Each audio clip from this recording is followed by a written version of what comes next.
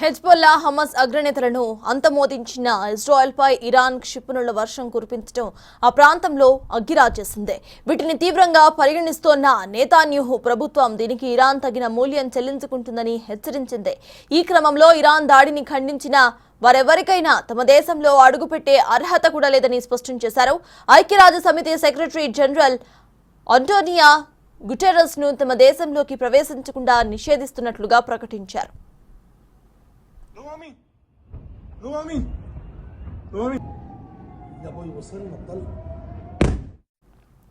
తమపై ఇరాన్ చేసిన దాడిని ఐక్యరాజ్య సమితి సెక్రటరీ జనరల్ అంటోనియో గుటెరస్ ఖండించలేదని ఇజ్రాయెల్ విదేశాంగ శాఖ మంత్రి ఇజ్రాయెల్ కాట్జ్ పేర్కొన్నారు. అయితే ఉగ్రవాదులు, రేపిస్టులు, హంతకులకు అండగా నిలుస్తున్నారని ఐక్యరాజ్య సమితి చరిత్రపై ఆయన మాయని మర్చ అంటూ తీవ్ర విమర్శలు చేశారు. గుటెరస్ ఉన్నా లేకపోయినా ఇజ్రాయెల్ తన పౌరులను రక్షించుకుంటుందని, దేశ గౌరవాన్ని నిలబెట్టుకుంటుందని వ్యాఖ్యానించారు.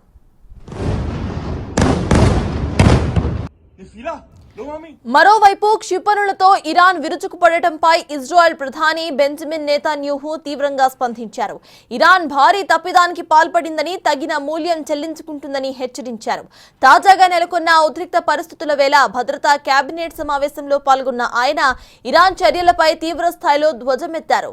అయితే తమపై చేసిన క్షిపణి దాడి విఫలమైందని, ప్రపంచంలోనే అత్యంత అధునాతన డిఫెన్స్ వ్యవస్థతోనే ఇది సాధ్యమైందని అన్నారు. తమకు అండగా నిలిచిన అమెరికాకు నెతన్యాహు ధన్యవాదాలు తెలిపారు.